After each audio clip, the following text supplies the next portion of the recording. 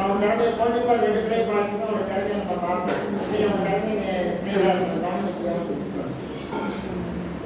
ஜெபிக்கலாமா? ஊழியர் கொடுத்து தேவனே இந்த நேரத்திற்கான மாணவர்களுடைய சமூகத்தை ஒப்புக்கொள்கிறோம். பிரபு அவர்கள் வைத்த துரை அவர்கள் கொண்டு வந்து காரணத்திற்காக சந்திரசேகர் கொண்டு வந்து காரணத்திற்காக ஆபிரகாம் அவர்கள் கொடுத்த காரணத்திற்காக ரூபன் கொடுத்த காரணத்திற்காக ராஜவேல் செல்வன் காரணத்திற்காக உத்தமா செல்வன் காரணத்திற்காக வேல் செல்வன் காரணத்திலே ஒரு சமூகத்தை நாம் கொண்டு வருகிறோம். ஆண்டவராகிய இயேசுவின் பரிசுத்த கரத்திலே தருகிறோம். ஏழை தொட்டு ஆசீர்வதித்து ஊழியத்துக்கு சபைக்கு தந்த பிள்ளைகள் தியாகத்தோடு காணிக்கைகளை கொண்டு வைக்கிறதுனாலே அதற்குரிய ஆசீர்வாதம் நம்முடைய குடும்பங்களிலும் நம்முடைய வியாபாரங்களிலும் நம்முடைய தொழில்களிலும் அன்றைய விருத்தியாய் காணப்பட நிற்கிறதாலும் இவைகளை செலுத்துகிறதுனாலே அந்த குடும்பத்தில் எந்த ஒரு குறைவு வரக்கூடாது, நிறைவையும் பூரணத்தையும் நம்ம பார்க்கணும். நம்புகிற இதுபோல இந்த செலுத்தப்பட்ட காணிக்கைகளை இந்த சமூகத்தில் நாங்கள் கொடுக்குறோம். நீங்கள் தொட்டு ஆசீர்வதித்து பசுமத்தை கொடுங்க. உங்களோட நாம மகிமைப்படணும். இப்போ கூட இந்த காணிக்கைகளிலே நம்முடைய காணிக்கைகளையும் நம்முடைய ரத்தம் தெரிவிக்கப்பட்டு உங்களுடைய ஆசீர்வாதம் காணப்படுகிறது. கொடுத்த அடியாருடைய வீட்டில் ஒரு குறையும் தேவையில்லாத செலவாக நம்முடைய நாம மகிமைப்படணும். ஆண்டவருக்காக கொடுங்க. ஆண்டவர் ஆசீர்வதிக்காக சொல்லத்தக்கதாக நம்முடைய பிள்ளைகளை ஆண்டவரே பேரோடு புகழோடு ஆசீர்வதிக்க நம்முடைய பிள்ளைகளை நம்முடைய காணிக்கைகளையும் காணிக்கை ஏற்றுக்கொண்டு இது சபையை பயன்படுத்தப்படும்போது இது மிகுந்த ஆசீர்வாதமாய் கிருபையாக மாற்றினேன். ஒரு தனியார்களையும் செலவு பண்ற அடியார்களையும் கவனமாய் கதையாய் அதில் செலவு பண்ணிக்கிறார். ஒரு தனியார்கள் திருப்தியோடு நிறைவோடு போகிறீர்கள். ஆசீர்வதிக்கிறோம். இயேசு கிறிஸ்துவின் நாமத்தில் வேண்டிக் கொள்கிறோம். நல்லது. ஆமென். இயேசு கிறிஸ்துவின் நாமத்தில் அன்போடு வரவேற்கிறேன். ஐயாவை நான் வரவேற்கிறேன். சில அறிவுறுத்தல் அதை தொடர்ந்து என்னுடைய வசங்க ஐயா மற்றவர்களெல்லாம் முடிச்சிடுவேன். ஏன்னா கையில் போட்டுவேன் பிறந்தநாள் இருக்கிறதுனால தேவைன்னா ஒரு 4 மணி நேரம் ஓடிடும். அதனால்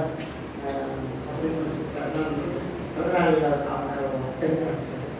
விசேஷமாக இந்த நாள் ஐயா வந்துருக்காங்க. தேவையான வசனம் வந்து முடிச்சுருவாங்க. அதுக்கு இப்பொழுது பிறந்தநாள் சரியாக இருக்குது. 4 மணி நேரம் ஓடிடும். சரிங்களா? அப்புறம் ஒரு நாளைக்கு நீ பிரியாணி தான் செஞ்சுருக்காங்க. சரியா? நான் பிறந்தநாள் கொண்டாடுறதுனால பிறந்தநாள் தலைவர் கேட்டேன்னா என்ன பாடணும் பிரியாணி போடலையா? ரைட்டா? உனக்கு ஒரு ஆசை யாராவது பிரியாணி போடணும்னு ஆசைப்பட்டு தெரியுது.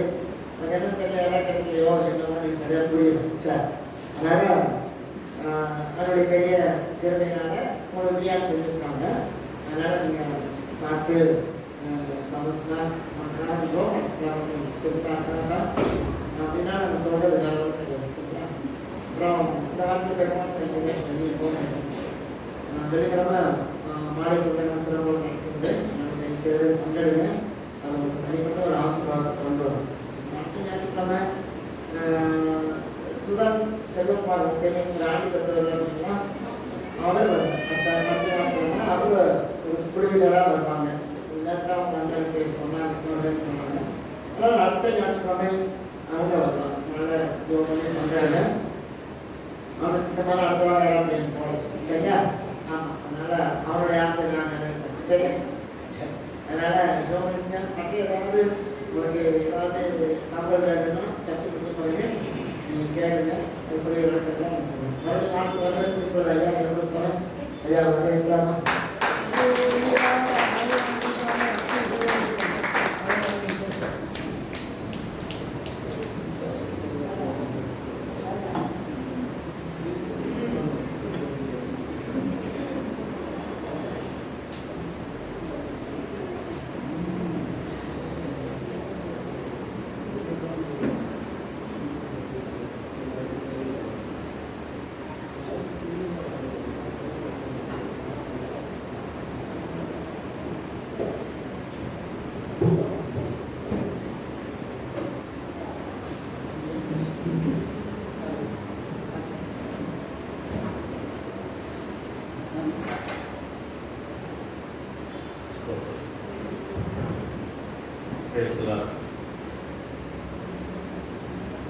பிதா குமாரன் பரிசுத்தாவியாகிய திரிய தேவனுக்கு எல்லா துதியும் எல்லா கனமும் எல்லா மகிமையும் இப்பொழுதும் இன்றைக்கும் என்றைக்கும் எப்பொழுதும் உண்டாவதாக. ஆமென். நல்ல மேய்ப்பர் நம்முடைய கர்த்தராகிய இயேசு கிறிஸ்துவின் இன்ப நாமத்தில் இந்த பரிசுத்த ஆராதனை யாவருக்கும் அன்பான வணக்கங்கள், வாழ்த்துக்கள். இந்த நாளில் தேவனை பற்றிய ஒரு கூடுதலான ஒரு தெளிவு அறிவு நமக்கு உண்டாகும்படி ஆவியானவர் சொல்லித் தருகிற பாடத்தை கற்றுக்கொள்வோமாக. 1 யோவான் 3ஆம் அதிகாரம் 1ஆம் வசனம். 1 யோவான் 3ஆம் அதிகாரம் 1ஆம் வசனம். நாம் தேவனுடைய பிள்ளைகள் என்று அழைக்கப்படுவதினாலே பிதாவானவர் நமக்கு பாராட்டின அன்பு எவ்வளவு பெரிதென்று பாருங்கள். உலகம் அவரை அறியாதபடினாலே நம்மையும் அறியவில்லை. தேவன் அதை அன்பு எவ்வளவு பெரிதென்று பாருங்கள் என்ற அன்பின் அப்போஸ்தலர் தன்னுடைய நிறுவனத்தில் சொல்லியிருக்கிறார். தேவனுடைய அன்பை, அறிவு கேட்டாத அந்த அன்பை நீங்கள் அறிந்து கொள்ள வல்லவராக வேண்டும் என்று பவுல் ஜெபிக்கிறார். எபேசு சபை ஆதி அன்பை விட்ட போது, வெளிப்படுத்தல் 2ஆம் அதிகாரத்தில் வாசிக்கிறோம், அந்த ஆதி அன்பை விட்டு விட்டது. அதைத்தான் பவுல் எழுதும்போது எபேசு நிருபத்திலே அவருடைய அன்பின் அகலம், ஆழம், நீளம், உயரம் இன்னதென்று அறிவு கேட்டாத அந்த அன்பை அறிந்து கொள்ள வல்லவர்களாய் நீங்கள் மாற வேண்டும் என்று அவர் ஜெபிக்கிறார். தேவனுடைய ஊழியர்களுடைய எங்களுடைய வாஞ்சியும் ஜெபமும் அதுதான். நீங்கள் தேவ அன்பை அறிந்து கொள்ள வேண்டும். 4ஆம் அதிகாரம் 1 யோவான் 4:8 படிக்கிறோம். அதே புத்தகம் இருக்கும் 4:8.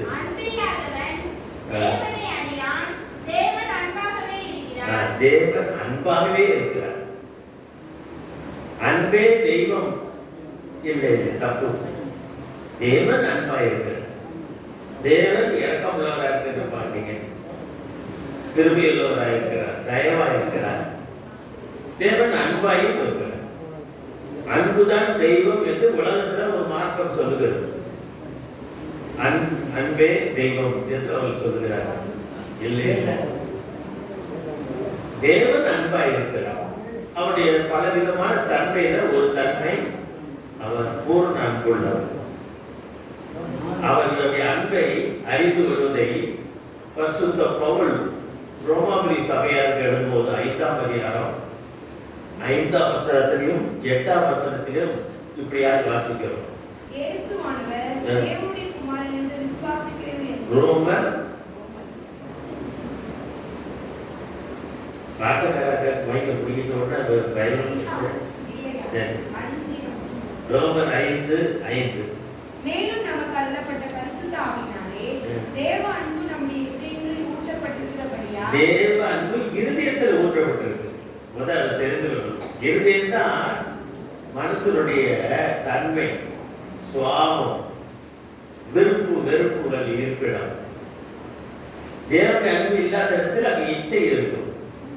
தேவ அன்பு வந்து விட்டால் மாம்ச இச்சைக்கு இடம் கிடையாது. இதயம் மகா திருக்குள்ளது கேடுள்ளது என்று இதே போல் இதே ரோமபுரி சபைக்கு எழுதியிருக்கிறார். திருக்குள்ளது மகா கேடுள்ளது. அதுல தேவ அன்பு வந்து விட்டால் எவ்வளவு அற்புதமான. அதனால 8ஆம் வசனம் படிக்கிறோம். நாம் பாவிகளாய் இருக்கையில் கிறிஸ்து நமக்காய் மரித்தவரையினால் அவருடைய அன்பை எப்படி விளங்க செய்கிறார்? நீங்க உங்க அன்பை எப்படி காட்டுறீங்க? தேவன் அப்படி அன்பை எப்படி காட்டுகிறார்? அவங்க சொல்லுகிறது, நாம் பாவியா இருக்கும் போதே அவர் நம்மை நேசித்திருக்கிறார். நம்முடைய நட்பு, நண்பர்கள் அப்படி நாம் தெரிஞ்செடுக்கும் போது எல்லோரையும் நாம் ஏற்றுக்கொள்ளணும். எல்லோரையும் நாம் ஏற்றுக்கொள்ளணும். நம்மை கனம் பண்ணுகிறவங்க நாம் கனம் பண்ணுவோம். நமக்காய் செலவழிக்கிறவர்களுக்கு நாம் செலவழிப்போம். நம்மிடத்தில் அன்பு இருந்தால் நாம் அன்பு கூறுவோம். இது உலகத்திலே உள்ளதுதான். மிருகங்களும் அதைத்தான் செய்கிறது. 3 அறிவு, 4 அறிவு, 5 அறிவு பிராணிகளும் அதைத்தான் செய்கிறது. அவளை நேசிக்கிறதை எதிர்க்கிறது. ஆனாலும் தேவன் அப்படி அன்பு எப்படிப்பட்டது? நாம் பாவிகளா இருக்கும்போதே மேலும் நேசித்திருக்கிறார். இது இந்த உலகத்தில் எந்த தேவர்கள் என்று சொல்லப்படுகிற தெய்வத்தை நீங்கள் பார்க்க முடியும். நம்முடைய தேவன் அன்பாகவே இருக்கிறார். அன்பில்லாதவன் தேவனை அறியார். நம்முடைய தகுதி என்ன? நாம் தேவ அன்பு கொண்டவர்களா இருக்க வேண்டும். நம்ம சில ரசிக்கப்பட்டு பரிசுத்தப்பட்டிருக்கிறோம். ஆனால் தேவ அன்பு வெளிப்படுதா என்று பார்த்துக் கொள்ளுங்கள். செயலில் வெளிப்பட வேண்டும். கிரியில்லாத விசுவாசம் செத்தது. தேவ அன்பை வெளிப்படுத்த வேண்டும். பரிசுத்த ஆவியானவர் என்பது ஏதோ ஒன்று இல்லை, தேவ அன்பு.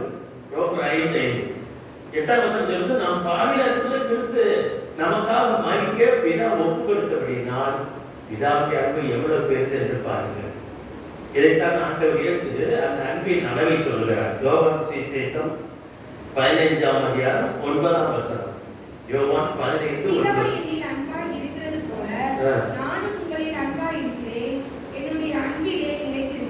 எப்படி அழைக்குது? பிதாவாய தேவன் என்னில் அன்பா இருக்கிறது போல நானும் உங்களில் அன்பா இருக்கிறேன்.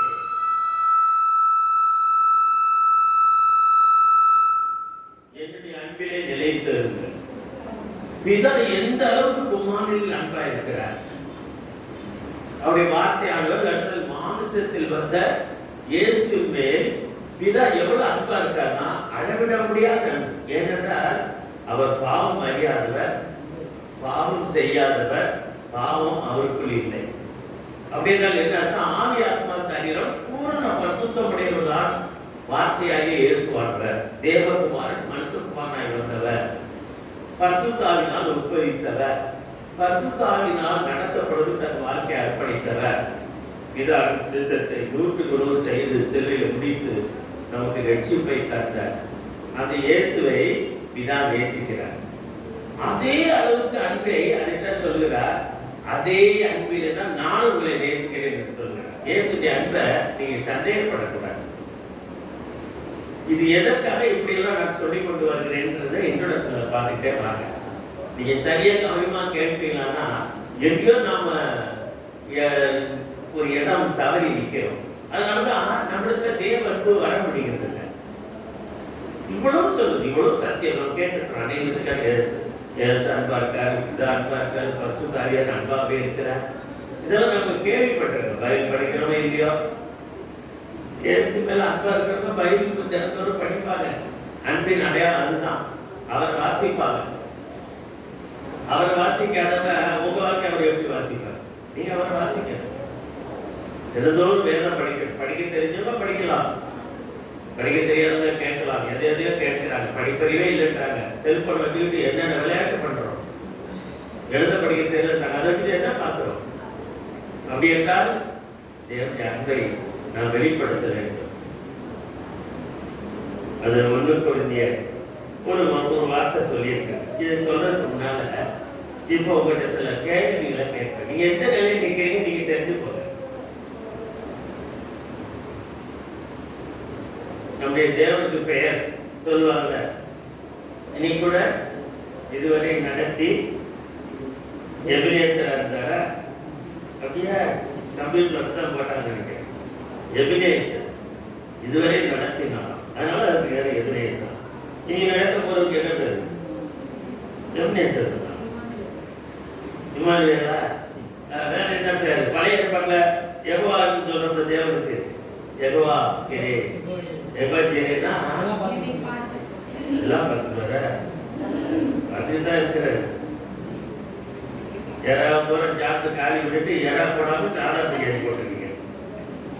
ஏதோ அவளே சாப்பிடுங்க சாதா பிரியாணி. இப்படிதானே? ஏதா பிரியாணியா? இல்லைங்க பார்த்து எதா பிரியாணி தான் அவங்களுக்கு எல்லாரும் இஷ்டம். ஏதாவது தொப்பு துவையல் அப்படின்னு கேட்கிறாரு. இப்போ இதுல சொல்லியிருக்குது அவர் யெகோவாயிரே. என்ன பேர் உங்களுக்கு தெரியும்? உங்களுக்கு தெரிஞ்சவங்க சொல்லுங்களேன். அப்படியா?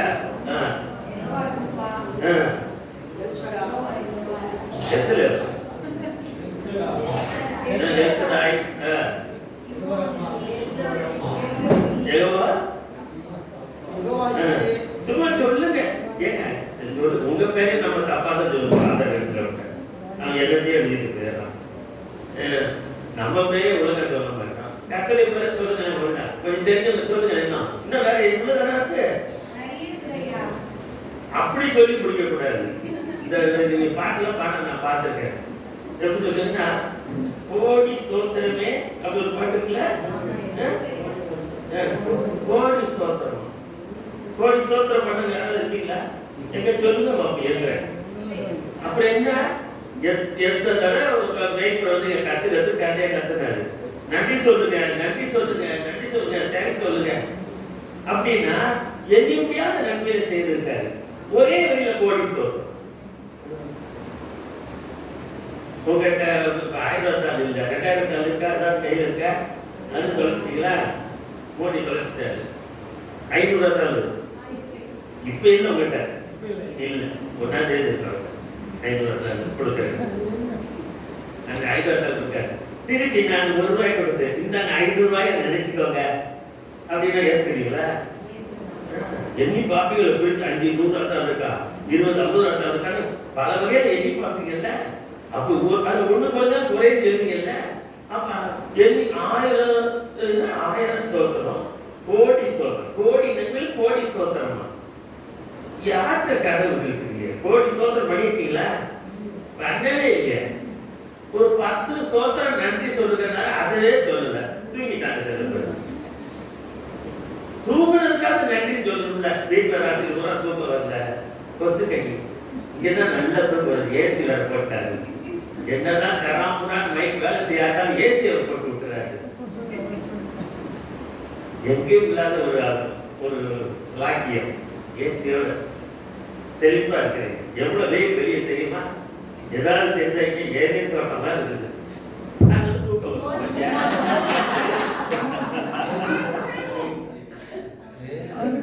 அது எனக்கு போயிட்டு வந்துடும். உங்களுக்கு ஞாயிற்றுக்கிழமை இதா சண்டை தெரியல. சரி, எப்படியா கவனிங்க. அப்போ இன்னும் வேற பேர் சொல்லுங்களேன். நீங்க சொல்லுங்க. சவுண்டு பார்த்தீங்களா? சொல்லுங்க. அதிசயமானவர், ஆலோசனை கர்த்தர். அந்த கதையில அங்க பார்த்து சொல்லக்கூடாது. கண்டு தெரியல. அப்ப கண்ணெல்லாம் நல்லா சரி பண்ணியாச்சு. நொல்ல கல்லாம் நல்ல கண்ணாயிடுச்சு. இனி ஏமாத்த முடியாது. எனக்கு பக்கத்துல இருக்கவங்க விட தூரத்துல இருக்க வரைக்கும் தெரியுது நல்லா. புது லென்ஸ் வச்சுட்டாங்க. சும்மா இல்ல. ₹10 ₹70,000 கண்ணாடி ஒரு கண்ணை வச்சிருக்காங்க உள்ள. இனி தப்பிக்க முடியாது. இனி மீதி நாளும் ஆண்டவருக்கு தான். இந்த ஆண்டவரை பார்க்கறதுக்கு தான், எனக்கு பயில் படிக்கத்தான். சரி, உங்களையெல்லாம் பார்க்குறேன். இப்போ சொல்லுமா, பிரபதி மகளே சொல்லுமா. சமாதான பிரபு, வல்லமை உள்ள தேவன். அது இயேசு சொல்லுங்க. பொதுவாக தேவன் அப்படி சொல்லும்போது யெகோவான்னு சொல்லிட்டு எத்தனையோ சொல்றீங்களா? ரூபான்னா என்ன அர்த்தம்? ரூபாயா? யெகோவா ரூபாவா? தமிழ்ல அப்படி சொல்லுங்க. யெகோவா ரா, அவ்வளவுதான். அப்படின்னா மேய்ப்பர். சங்கீதம் 83 யெகோவா ரா, கர்த்தர் என் மேய்ப்பரா இருக்கிறார். ரூபான்னு தமிழ்ல அப்படி எழுதிருக்காங்க. சரி, நிசி அத பாருங்க. வெற்றி கொடி, சம்மா சமாதானம், எல்சடாய். இன்னும் வேற என்னங்க? 1000 ஸ்தோத்திரம் சொன்னீங்க. 1000 பேருக்கு அவருக்கு எண்ணிட்டே பேர்ல. இந்த உலகத்துல ஒரு சாமிக்கு பேர் இருக்குங்க. அந்த சாமிக்கு நம்ம தப்பிக்க முடியாதான். நேரத்தோட முடிஞ்சு போச்சு. முந்தா நாள் எப்பா ஆடி தாங்க முடியல. ஆடி காசே அடிக்கல. ஆனா பாட்டு சத்தம் அமர்க்கம் ராத்திரம் தூக்க முடியல. கேட்டுக்கிட்ட ஒரே மைக் சத்தம் தான். அப்படியாங்க அம்மா அப்பா அண்ணன் பாடினாங்க. அதுல அந்த பட்டாசு வேற விடிய விடிய சாமி சுற்றி நடக்குது. சாமி மட்டும் ஆங்காரத்துல சுத்திக்கிட்டு இருக்காங்க. அதுல இந்த விழுப்புரத்துல ஒரு சாமியை தூக்குற கீழே போட்டாங்க. நல்ல வேலை தப்பிக்கிட்டாங்க. தெரியுமா? அந்த தேரோட கீழே போட்டுட்டாங்க. தூக்கி சாமியா போட்டாங்க. பெருசு. நான் பிராயத்துல இந்த ஆனி மாசத்துல ஒரு திருவிழா நடக்கும் எங்க ஊர்ல. அதுல அந்த அழகர் ஆத்துல இறங்குவாரு. அது இறக்கும் போது ஐயரோட சேர்த்து ஆத்துல போட்டாங்க. அவர் தான் புரியாத கூட்டாங்க இருக்காரு. அவர் மேல உட்காந்து சாமியவே தூக்க முடியல. அவன் 8ஆம் நம்பர் கடைக்கு போயிட்டு வந்திருக்கான். அவன் வைகுண்டம் போறானாலே இந்த கடைக்கு போயிட்டு வந்துட்டான், 8ஆம் நம்பர் கடைக்கு போட்டு, அப்பதான் சாமியை தூக்க முடியா போட்டி எந்த 2 அப்படின்னு போட்டு வந்திருக்கான். அதுல அப்படியே கொஞ்சம் மேல உட்காந்துருக்கு, கடுப்படுத்து. அவரை வேற வீட்டுல தெரியணும், அது ஒரு சாஸ்திரம் இருக்கு. தண்ணியோட போட்டான், ஆத்துல தண்ணி ஓடுது, அது வைப்படத்துல அதுல ஓட்டாங்க. நான் சின்ன பையன் பார்த்துட்டு அதிர்ச்சியா இருந்தேன். இப்ப நினைச்சா சிரிப்பாரு. ஐயர் தண்ணிக்குள்ள விழுந்துட்டாரு. நீச்சல் தெரிஞ்சு தப்பிச்சாரா இல்லை 4 பேர் தூக்கி போட்டாங்கன்னு தெரியல. அவ்வளோ குண்டான் தண்ணி புளியோட அவர் அப்படி இருந்தாரு. அது ஒரு சாமி அப்படி தேரம் போட்டாங்க. 1000 கண்ணுடையார் அப்படின்னாங்கல்ல, அந்த சாமிக்கு ஏசியில் கீழே கொண்டு வந்து சீக்கிரம் பவர் இருக்காது. அந்த பக்கம் அந்த ஏசி கேக்குதா?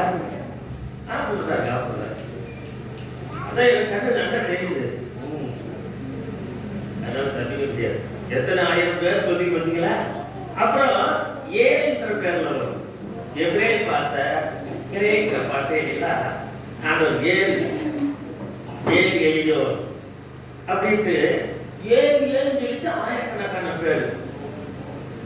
ஆனா ஒரே ஒரு பேர் நான் போன இடத்துல கேட்டு பார்த்தேன், என்ன யாரும் சொல்ல மாட்டேங்க, பைபிள்ல தான் இருக்குது. அப்ப அந்த அளவுக்கு நம்ம பயன்படுத்துறோம் அப்படிதானே? ஒரு பேர் சொல்லணுமா? இந்த பேர் இதுவரை கேள்விப்பட்டீங்களா? இதைத்தான் நம்ம கேட்க விரும்ப மாட்டோம், நமக்கு பிடிக்காது. எப்படி எசேக்கியேல் 7ஆம் அதிகாரம் 9ஆம் வசனம் இருக்கிறாமா? கம்ப்யூட்டர்ல இருக்குதான், கம்ப்யூட்டர்ல இருக்குதான். எசேக்கியேல் 7:9. என் கண் உன்னை தப்பவிடாது, நான் இறங்காமல்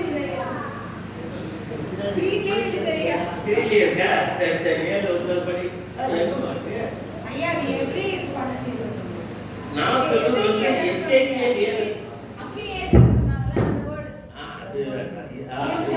உன்னை தப்பவிடாது. 7:9 என்ன போட்டிருக்கு?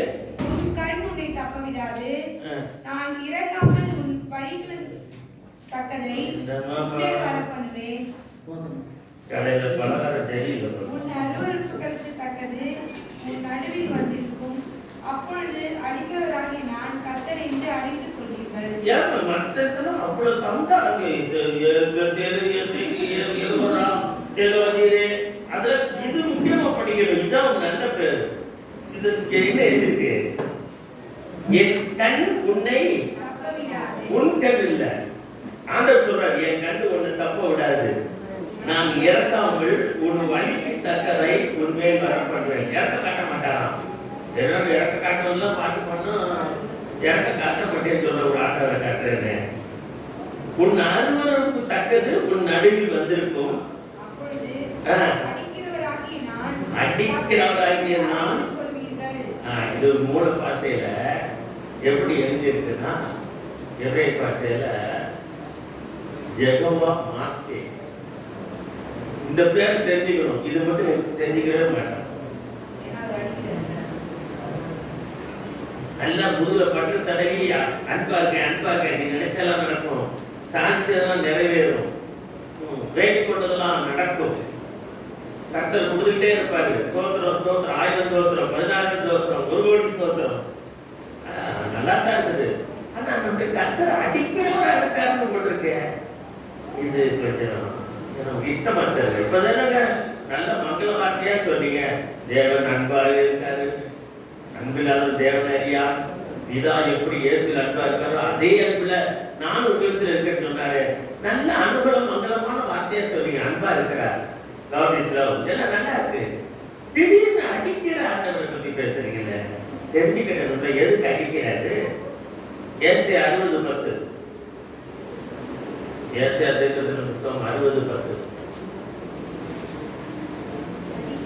பைபிள் வச்சிருக்கோம், கொஞ்சம் திறந்து படிங்க, நல்லது. வச்சோம் பாருங்க, பொறுமையா பாருங்க. உங்களுக்கு கம்ப்யூட்டர் வேற போடுறாங்க. உன் மதில்களை கட்டி கடுங்கோபத்தினால் அடித்தேன். அந்த ஏசியா தீர்க்கதரிசியில மனம் திரும்புறவங்களுக்கு ஒரு வாக்கு, என் கடுங்கோபத்தில் உன்னை அடித்தேன். கர்த்தரை கோபப்படுத்துறது யாரு? அடித்தேன் யெகோவா மாட்டே அடிக்கிறவராய் கர்த்தர். அது பிடிக்க மாட்டேங்குது. நான் யோசிக்கிறேன், கடந்த 2 வாரத்துக்கு முன்னால நான் லாஸ்பேட்டையிலோட ஏஜி சபையில செய்தி கொடுக்க போயிட்டு வந்தேன். வர அதே பாஸ்டர் போட்டு ஐயோ திருப்பியும் கூட்டத்தை கேட்கறாரு நேரத்திலே பயத்தோட எடுத்தேன். அந்த பாஸ்டர் சொன்னாரு, ஐயா உங்களை பார்க்கறதுக்கு உங்க ஊர்ல சாத்தூர்ல இருந்து ஒரு டீம் வந்திருக்குறாரு. ஐயோ அங்க இருந்து வந்திருக்கா, எப்படி என்ன இடத்தை கண்டுபிடிச்சாங்க? நான் 84 வந்துட்டேன். அப்ப எத்தனை வருஷம் ஆச்சு? 40 வருஷம் ஆயில. நான் 40 வருஷம் ஆயிடுச்சு. எனக்கு அது தொடர்பே தெரியாது, எப்படி இருக்கும் கூட தெரியாது. மாற்றமானது கூட செவ்வாய்ச்சில தான் வேலை செஞ்சேன்.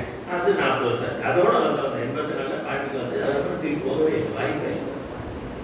அங்க இருந்து உங்களை சில ஊழியக்காரங்க நாளை பத்தியும் பார்க்க வராங்க. உங்களை கேட்டாங்க, உங்களை எப்படி கண்டுபிடிச்சாங்க? எங்க சபையில அவங்க சில அழைச்சது ஏஜி சபை. எங்க சபையில அவங்க டீம் ஆறாவது எடுத்து வந்திருந்தாங்க.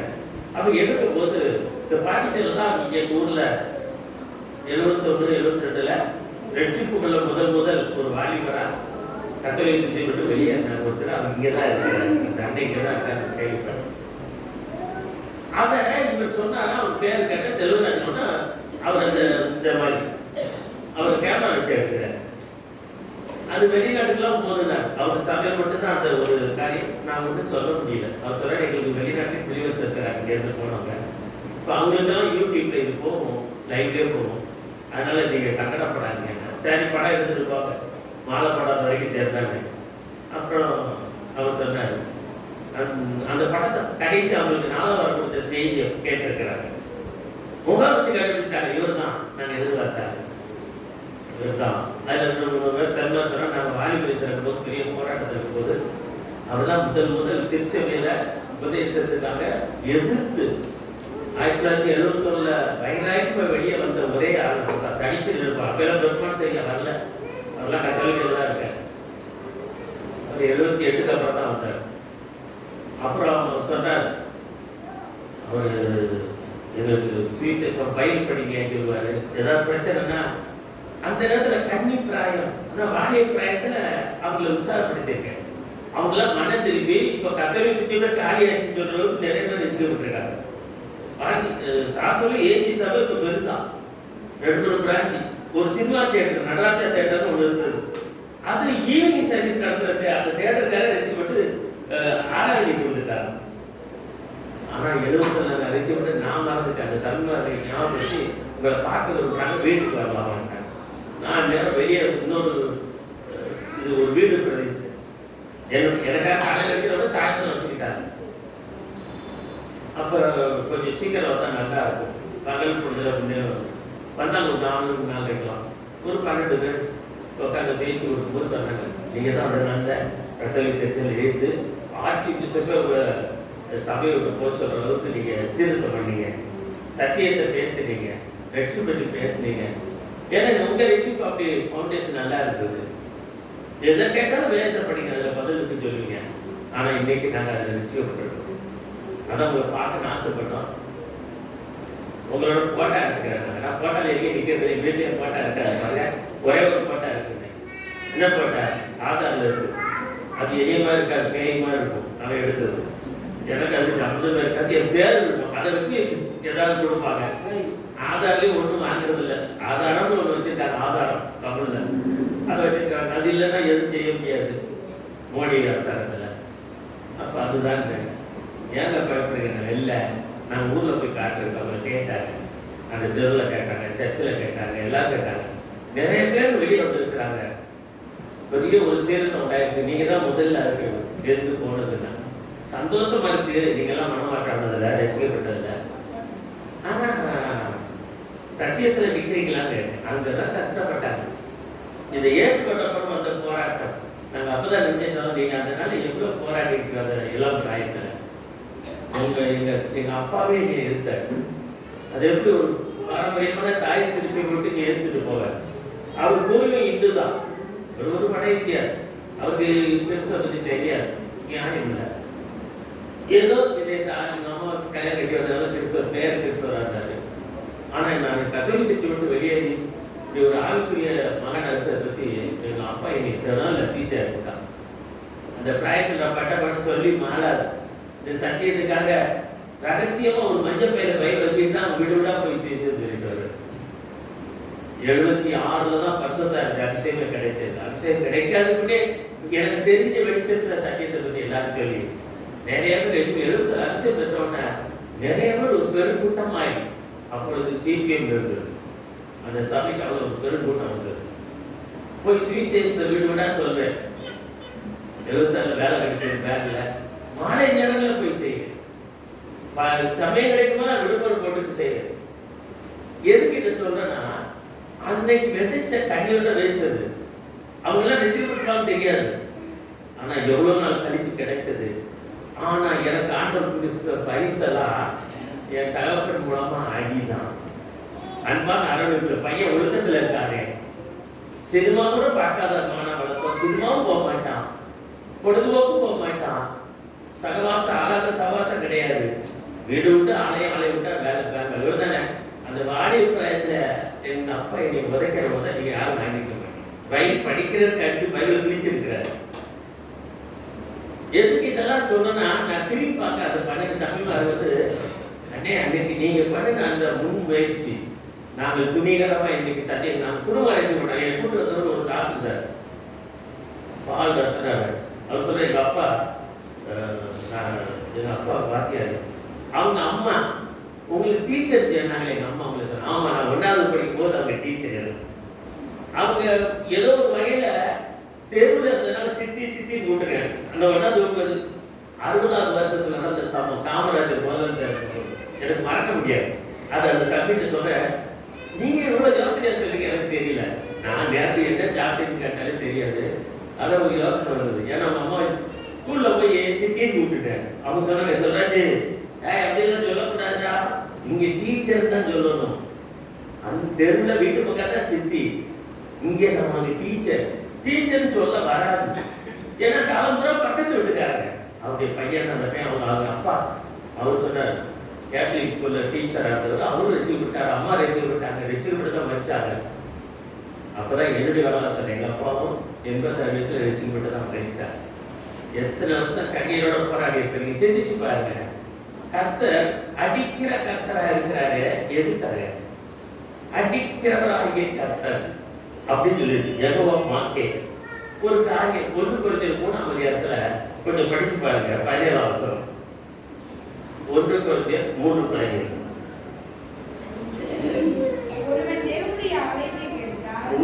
ஒருவன் தேவனுடைய ஆலயத்தை கெடுத்தால் எந்த ஆலயம் சியோன் சபையை இது டெலிவரி சர்ச்சா.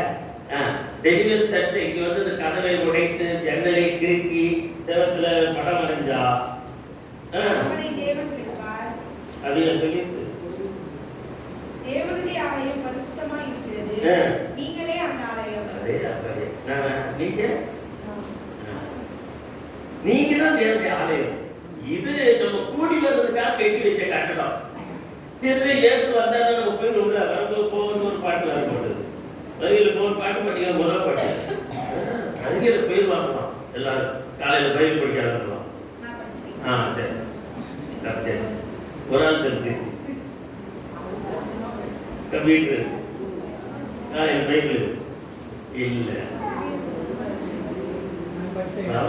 படிச்சிருவாங்க. பழைய சமயம் தான் அவங்களை பற்றி சாட்சி நல்லா பக்திக்குரிய இருக்கலாம். தாய்க்கு சாட்சியா இருக்க வேண்டாமா? தாய் போல பிள்ளை நோட போன ஜாலியா இருக்க வேண்டாமா? அவர் சின்ன மைனர் வந்து மைக் டைசன் அவரு இல்லையா? அதுவும் படிக்க சண்டே ஸ்கூல் போயிட்டாரு. எடுக்கிறது பாடம் எடுக்கலாம். படிக்க போயிருக்காரு. படுக்கிறது மைக் டைசன் அவரு ஜவஹர் ஜெயசிங்கா அவங்க எல்லாம் பாட்டு பாடுறாங்க. அவனு மைக் வச்சு நல்லா தான் இருக்குது. அதுல வேற கோல கலாபுரான் என்னவோ பண்ணி உங்க பார்த்து மைக்கை பிடிக்கி கொடுத்துருந்தாரு. இப்படியே பாடிட்டீங்க. ஆறாவது முடிச்சு கத்தர் மைக்கு பிடிச்சாச்சு. ஆனா காலையில வேணும் அவர் பேசுறது கேட்கலையே. அது ஆடி மாசம் வரைக்கும் காலையில பாருங்க. அதுக்காக முடிஞ்சு 4 மணிக்கு ஜெபம் தெரிஞ்சு அவங்க சத்தம் கேட்குது. அப்ப எப்ப எந்திரிச்சாரு தெரியல. அந்த ஐயர் அப்படியே இருக்காரா, மைக்கேல் போன முடிஞ்சு கரண்ட் இல்லை, பாட்டு ஓடுது, ஒரே சத்தம் நாய்ஸ், கேட்க ஆள் இல்லை தெருவில். அப்புறம் ஜனகாஜி விடுக்கிறது வார்த்தை போட என்னென்னும் நடக்குது. ஆனா கிறிஸ்தவ நல்லா போய்க்கணும், இயேசு இப்படிதான் வந்துட்டு போயிடுவார். நீங்க நினைச்சிருக்க மாதிரி எப்போ வருவாரு உங்களுக்கு தெரியாது, அதை தெரிஞ்சுக்கோங்க. காலத்தில் நடந்து கொடுக்கிற சம்பவத்தை பாருங்க, இயற்கை பேரழிவை பாருங்க. கல்யாணம் முடிச்சுட்டு முதல் இருவா அது பேர் என்ன சொல்றது, முதல் ஹனிமூன் கொண்டாட கேரளாவுக்கு போனாங்க, வந்தாங்க திருப்பி அங்கேயே கொண்டாடி போயிட்டாங்க. அவ்வளவுதான், ஆத்தோட போயிடுச்சு, தண்ணி அடிச்சுட்டு போயிடுச்சு. வானமே திறந்து ஆயிரம் ஒரு ஒரு வாணியத்துல போயிருக்கு சும்மா சுத்தி பார்க்க. வேதான் நான் பேருந்து ரிட்டையர்ட் ஆகும்போது எனக்கு ஒரு எண்ணம் என்ன ஆகுன்னா, நமக்கு 60 வயசு ஆகுன நல்ல சம்பளம் கொடுப்பாங்க, பென்ஷன் தருவாங்க, குறைஞ்சது ஒரு 60,000 கிடைக்கும் பென்ஷன், தொகை வேறு. இதெல்லாம் வாங்கிட்டு போய் கேரளாவில் அந்த வேநாட்டில் ஒரு வீடு வாங்கிடும். ஏன்னா கேரளாவை சுற்றி பார்த்தாரு, தமிழ்நாடு பிடிக்கல, இது ஊராது, அது நல்லா ஜாலியாக இருக்கணும், நல்லா சாப்பிட்டு ஒரு சுற்றி பார்க்கணும். என் பழப்ப மண்ணை போட்டுட்டாரு அடிக்கடி, ஒரே ஆசை அழகா இருக்கு. அவங்க அடிச்சுட்டாங்க, நியாயமா அடிச்சாரு. என் வேலை இங்க கிடக்குது, உனக்கு கேரளாவில் குஜால் கேட்குதாரு. அடிக்கிற ஒரு கத்தரை அடிச்சாரு, போகணும் இல்லையா? யோசனை பாருங்க, கத்தரை சித்த நமக்குள்ள நிறைவேற இடம் கொடுத்தா நம்முடைய சித்தம் கொஞ்சம் கூட நிறைவேறாது. யோக சொல்றாரு, கத்தர் கொடுத்தார் அப்படி படிக்கூடாது. நான் தான் சொல்லிட்டு மூல பார்த்து எப்படி இருக்குன்னு, கத்தர் கொடுத்தார். நீங்க சேர்த்து தமிழ்ல டிரான்ஸ்லேட் பண்ணிட்டாங்க. கத்தர் கொடுத்தாரு, பிரியாணி கொடுத்தார், கத்தர் சோத்திரம். பிரியாணி எடுக்க மாட்டாரா? நான் நீங்க எடுத்து திருட்டீங்க, அதுக்கு சோத்திரம். பிரியாணி சாப்பிட்டு வேற தொந்தரவு வந்துச்சு, சோத்திரம் சொல்லுவீங்களா? சத்திரத்தை திட்டுவீங்க. இந்த மனசை கொஞ்சமாய புலாப்பொடியை பட்டாங்க, மசாலா போடுங்க, வயிறுக்கு போயிட்டு ஒரு நாள் ஒரு வேளை சாப்பிட்டேன், ஒரு வாரம் போயிட்டு இருக்கு. முன்னால 3 நாள் பின்னால பாலாது. ஏன் வார்த்தை நாங்கள சாப்பிடும் போது நினைச்சு கூட நன்றி கூட சொல்லல, சாப்பிட்டு தட்டை கலவை போட்டு ஓடினாங்க. இப்ப திட்டாங்க வீட்டில் போய், மனசை செஞ்ச மனசை அந்த ஆளு தின்னு பார்த்துருக்கணும். உப்பு பார்க்கறதாக்க ஒரு பிளேட்டாவது சாப்பிட்டு தான் தெரியும். அவங்க விட்டுட்டாரு, எடுத்தார். கர்த்தர் எடுத்ததுக்கு ஸ்தோத்திரம். ஆனா இதுக்கு நடுவில் ஒரு வார்த்தை இருக்கு, கர்த்தர் கொடுக்கவும் இல்லை எடுக்கவும் இல்லை. ஸ்தோத்திரம் சொல்லுவோமா? அதுதான் விசுவாசம். கொடுத்தாலும் கொடுக்காட்டாலும் அவன் கர்த்தர். நம்ம கொடுத்தாதான் கர்த்தர் செய்ய பழகிட்டோம். கேட்டாலும் கொடுப்பேன், கேளுக்கள் கொடுக்க தட்டு. அந்த அந்த வசனத்துடைய மூல அர்த்தம் தவறா புரிஞ்சிருக்கும். கேட்டதெல்லாம் கொடுப்பாராம், அவருக்கு அப்ப அவர் கர்த்தரே கிடையாது. கடைக்காரன் கடையில போய் பார்த்துக்கீங்களா? அவங்க இந்த சாமி இருக்கும், கருப்புசாமி, முனுசாமி, வீராசாமி எல்லாம் இருப்பாரு. ஏன்னா கடைக்கடையில் அவங்க தான் இருப்பார், சிவப்பு போல இருக்க மாட்டாரு. அதை வச்சிருப்பாங்க. ஏன்னா அந்த கல்லுக்கடை கேட்டா நம்ம கடை மாறணும்னா அவன் தான் அந்த எந்த தெய்வங்களை கூடுறவங்க. அவங்க வியாபாரம் வந்து கல்லு கடை, சாராய கடை, இக்குன்ற இடத்துல தலையெல்லாம் போடணும். ஏன்னா போட்டோம்னா தலையில வந்து கிடக்கானா, அந்த இடத்த நான் பார்த்துருக்கேன் கடையில. இல்லையா உங்களை சேர்த்து போகும்போது ஒரு கடையில் இக்கு தலையில இருக்கும், அந்த போட்டோம்னா தலையில விழுந்துருவாங்க. எடுத்து தலையில தான் தெரியும், படுத்து கீழே பார்த்தாதான் இக்கு தெரியும். அப்படி தலையில நிறைய கடை. அந்த சாமிக்கு போடுவான். அது அதாங்க அவன் என் ஞாபகம் கொட்டன் இருக்கான், சாமி இருப்பான். அதே கடையில ஏசுநாள் படத்தை வச்சிருக்கான். ஏன்னா நம்மளும் போறாங்க. இங்க இந்த சர்ச்சில் கொஞ்சம் தான் ரசம் கொடுக்காரு பாஸ்டர், அங்க போனா அவசா அடிக்கலாம். லோட்டா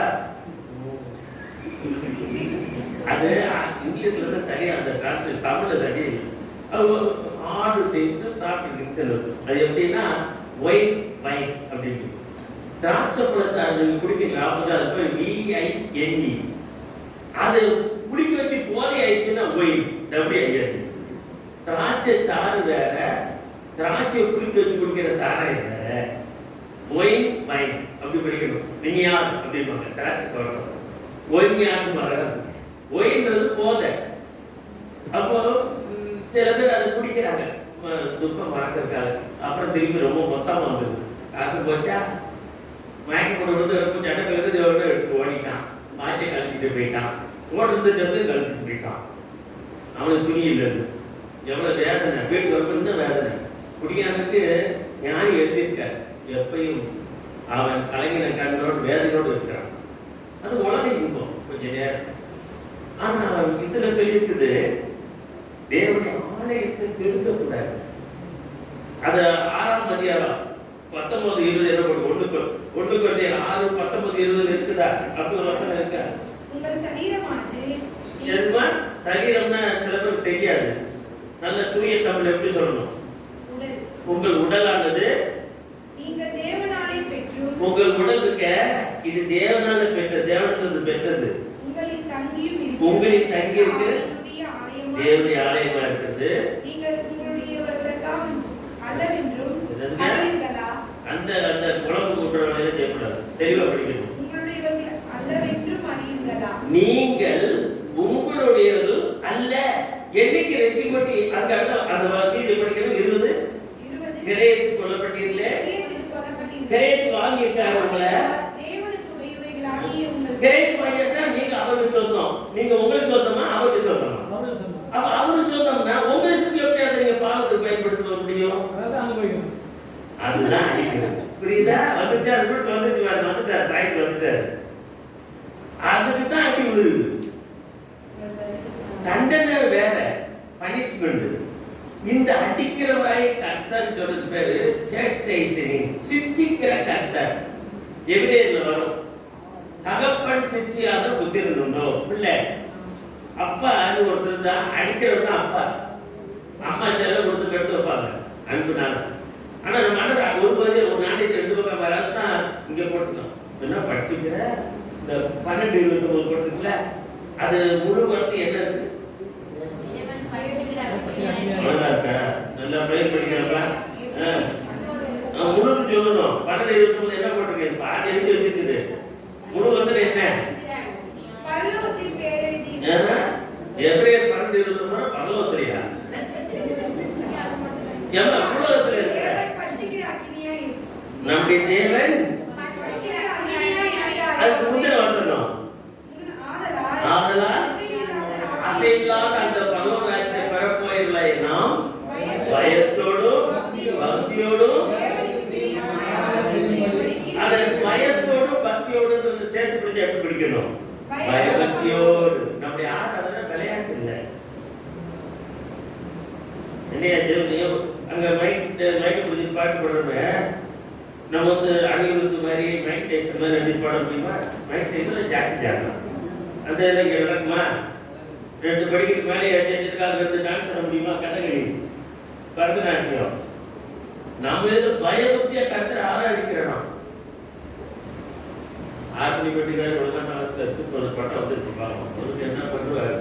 ராத்திரி கூட உங்களுக்கு ரிஹர்சல் சொல்லி கொடுத்து டயர்ட் ஆகிட்டார். பாட்டு நல்லா பாட்டு பண்ணீங்க, 6 மணி வாரத்துக்கு பயபக்தியோட ஆகிடும். அப்ப இந்த ஆலயம் கர்த்தரை மகிமைப்படுத்துறதுக்காக கொடுத்த இந்த சரீரம், இது நமக்கு சொந்தம் இல்லை. யாரும் ஒருத்தர் பாட்டு பாடி மக்கள் அமைதியா இருக்கிறது இல்லை. இதுக்கு காட்சி பார்க்க இருக்கிறது. கத்தோலிக்க சபையில என்ன சொல்லுவாங்க தெரியுமா? கத்தோலிக்கு முதல்ல தெரியும். எங்க போறீங்க? சர்ச்சுக்கு போறோம், ஆலயத்துக்கு போறோம். எதுக்கு போறீங்க? பூசை பார்க்க போறோம். எதுக்கு கிளம்புங்க? எங்க போறீங்க? நாங்க அம்மன் கோயிலுக்கு போறோம், பிள்ளையார் கோயிலுக்கு போறோம், ஆராதனை தீபாராதனை பார்க்க போறோம், திருவண்ணாமலை தீபத்தை பார்க்க போறோம், சபைமலை ஒளியை பார்க்க போறோம். பார்க்க போறோம் தான் ஒளிய. அந்த சாமியுடைய ஜோடனை அந்த தொலைக்காட்சியில நியூஸ்ல பார்க்க ஒவ்வொரு சாமி இவங்க தான் ஜோடிச்சு அளவு பார்த்திருக்காங்க.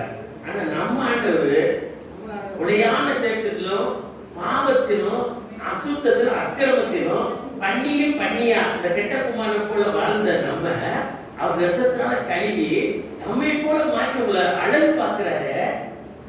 நீங்க அவர் எப்படி ஆராதிக்கணும் கொஞ்சம் நினைச்சு பாருங்க. நமக்கு ஒரு நன்றில எது இருந்தா அங்க போய் பாருங்க. அவங்க அங்க உங்க வெயிட் சொன்னா பருவத்துல ஆயிரக்கணக்கான பரிசுத்த தூதர்கள் உங்களை வரவேற்க காத்திருக்காங்க. பழைய ஏற்பாடு பரிசுத்தவான்களும் காத்திருப்பாங்க. இயேசுடைய வீட்டில் பிற்பாடு நித்திய ஸ்தாபிக்கப்படும் போது உங்களை பார்த்து பழைய ஏற்பாடு ஆபிரகாம் கூட என் சந்ததி அப்படின்னு வாழ்த்துவார். ஆனா இயேசுடைய மனவாட்டியை நீங்க தான் போறீங்க. உங்க மேல் உங்களுக்கு தெரிய மாட்டேங்குது. ஆபிரகாம் வர முடியாது, தாவீது வர முடியாது, பரிசுத்த யோவான் ஸ்நானன் வர முடியாது. புதிய ஏற்பாட்டு கிருபை காலத்தில் இயேசு ரத்தத்தால கழுவப்பட்டு பாவ மன்னிப்பு தேவ அன்பாகிய ரோமர் 5:5 வாக்களித்த ஆவியானவர் பெற்ற தேவனுடைய பிள்ளையே நீ புத்திரனாய் வாழ்வாய் என்றார். ரோமர் 8 படிக்கிறோம். எவர்கள் தேவனுடைய ஆவியால் நடத்தப்படுகிறார் அவர்களே தேவனுடைய புத்திர சன்ஸ் ஆஃப் காட். தேவனுடைய பிள்ளைகள் வேற, சில்ட்ரன் ஆஃப் காட். தேவனுடைய புத்திரனா மாறணும் அப்படின்னா ஆவியால நடத்தணும். இயேசுவை போல வாழ்றதுக்கு அவர்தான் நம்ம மாற்ற முடியும். அந்த வல்லமை நமக்கு ரொம்ப வேணும். அது இல்லாம நம்ம பிரசன்னம் வாழ முடியாது. அப்ப இந்த ஆலயத்தை தீர்த்துப்படுத்தினா இந்த ஆலயத்துக்கு சொந்தக்காரர் கோபிக்கிறாரு. பிள்ளைகளை அடிச்சுட்டாங்களா? எதுக்கு அடிச்சாங்க? ஒழுங்கு வேலை செஞ்சதுக்கா? என்ன தப்பா சொல்றேன்னா போன வாரம் தான் அடி வாங்க நடத்தேன். வீட்டுக்காரருக்கு போற வரைக்கும் அடி இருக்கு. அங்க போய் நீ அவரை அடிக்கிறதுக்கு ட்ரைனிங் கொடுக்குறாங்க. அப்படியா? என்ன இப்போ வீட்டுக்காரர் அடிப்படுறது? இங்க ட்ரைனிங் எடுத்து அங்க போய் இன்னும் வாங்கலாம். நம்ம தவறு செய்யும்போது திருத்துவதற்கு அடிக்கிற அடிக்கிறது கத்தர் கரெக்டா திருவிடுகிறது, திருத்துகிறாங்க, சிக்ஷிக்கிறாங்க. நம்முடைய தேவனை பற்றி அறிவை கொஞ்சம் கண்டுபிடிங்க. இதுவரைக்கும் வந்தாரு, எப்படி வந்தாரு, இனி நடத்துவாரு, எங்களை தூக்கி முச்சு மோதுக்குவாரு, மூக்க தொடங்குவாரு, நல்லா இருக்குது. அதெல்லாம் அவர் செய்வார் தான். ஆனா தப்பு பண்ணுனா லத்தி சார்ஜி தான், லத்தி சார்ஜி தான். விடுங்க விடுங்க, கட்டாயம் விடுங்க, லத்தி சார்ஜி தான். ஆனா தயவுசெய்து பட்டாயம் விட்டாலும் தூங்கிடாம கொஞ்சம் சீக்கிரம் முடிக்கிறது. பிரியாணி மனசுல வச்சுக்கிட்டாலும் முடிச்சுக்கிட்டு இருக்க. பட்டாயம் விட்டது என்ன சொல்றாரு? நீ பேசிட்டே இருக்கியா, நீ நிறுத்த மாட்ட, நீ நிறுத்த மாட்ட.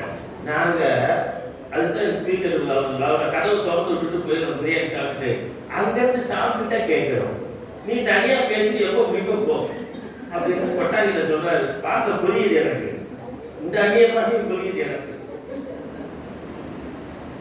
இப்போ ஒரே ஒரு சம்பவம், 5 காரியங்களுக்கு நான் முன்னே சொல்லி முடிப்பேன் நேரத்தில் யோசனை பண்ணி. அப்போ நம்ம ஆண்டவர் ஓசியா 6:11 அது 2 வசனம் பாருங்க. ஓசியா 6:11 யூதாவே உனக்கு ஒரு அறுப்பு காலம் நியமிக்கப்பட்டிருக்கிறது. தேவனிலே உனக்கு ஒரு நியாய தீர்ப்பு இருக்கு. அறுப்பு காலம்னா நியாய தீர்ப்பு, அறுவடை காலம். உங்க வாழ்க்கையை கர்த்தர் அறுக்க வருகிறார். அப்புறம் அது இல்ல, அது 1-3 அதே 6 முதல் 3. அதனால என்ன செய்யணுமா? 6 1 2 3 வாசிங்க. கர்த்தரிடத்தில் திரும்பும் வாருங்கள். நம்மை மீறினால் அவரே நம்மை குணமாக்குவார். அவர்தான் நம்மை மீறினார் நம்மை குணமாக்குவார். நம்மை அடித்தார் அவரே நம்முடைய காயங்களை கட்டுவார். 2 நாளுக்கு பின்பு அவர் நம்மை உயிர்ப்பிப்பார். 3ஆம் நாளில் எழுப்புவார். இது நம்முடைய ஸ்டெப். 1 நாள் 2 நாள் கணக்கு இல்ல. நம்முடைய வாழ்க்கையில ஒரு காலம், இறந்த காலம், அதாவது நாம் பாவியா இருந்த காலம். அவர் நம்மை தேவனுடைய பிள்ளையா ரத்தத்தினால இயேசு ரத்தத்தினால பிதா நம்மை வாங்கிட்ட பிற்பாடு இப்ப பிதா சத்தியம் நம்ம எதிர்பார்த்தார். ஆவியானவர் தந்திருக்கிறார். நான் தவறு செய்யும் போது என்னை அடிக்கிறார், காயம் கட்டுகிறார். அவர்தான் நம்மை குணமாக்குகிறார்.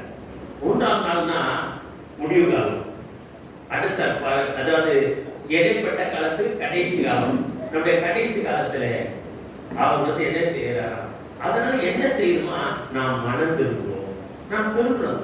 தேவனே இன்னைக்கு ஒரு தீர்மானத்தை வைப்பாங்க. ஆண்டவரே, இதுவரைக்கும் நான் எப்படியோ வாழ்ந்துட்டேன், எனக்கு ஒரு 7 மாசம் கொடுத்தீங்க, 8ஆம் மாசம் 3ஆம் வாரம் வந்துட்டோம், 18ஆம் நாள். இந்த நாள் எனக்கு ஜீவனி நாளாய் என் மனம் போல வாழ கொடுத்த நாள் இல்ல. இந்த நாள் தொடங்கியாவது உடைய திருச்சித்தத்தை வாழ முடியாது கொடுத்த நாள். ஒரு பெரிய பரிசுத்தம். அந்த அவர் அடுத்த ஜபத்துல ஜெபிப்பாராம். அந்த நாள்ல அவருக்கு ஏதாவது உபத்திரம் வந்தோம்னா பயப்படுவார். அந்த மனுஷன் சொன்ன வார்த்தை என்னை ரொம்ப தொட்டது. அவர் சொல்றாரு, ஐயோ ஆண்டவரே, நீர் என்னை இன்னைக்கு நேசிக்கலையா? நான் உங்கள்கிட்ட ஒரு அடி கூட வாங்காம நான் எப்படி ஒழுக்கமா இருக்கிறேன்? ஐயோ நீ அடிச்சிருங்க ஆண்டவரேன்னு வரோம். ஏன்னா சாப்பிட்டா அடிச்சா நரகம், கர்த்தர் அடிச்சா நம்ம பண்ணலாம். அதனால உங்க வாழ்க்கையில ஒரு பாடல் உபத்திரம் குறித்து நீங்க சந்தேகப்படாதீங்க. கர்த்தர் கைவிட்டாரா? இல்ல, உங்களை திருத்துகிறார். ஒரு மனுஷனை பற்றி சொல்லி முடிக்கும். இதை பற்றி சொல்லும் போது நீங்க ஒன்று கொஞ்சம் 3ஆம் அதிகாரம் படிச்சீங்கல்ல, அந்த பையன் வசனம், ஒருவன் தேவனுடைய ஆலயத்தை கெடுத்தாள். அவனுக்கு தமிழ்ல கெடுத்தார் போட்டுருக்கு. இல்ல இல்ல, மூலப்பாசம் அப்படி இல்லை. அதான் நீங்க சரியா புரிஞ்சுக்கணும்.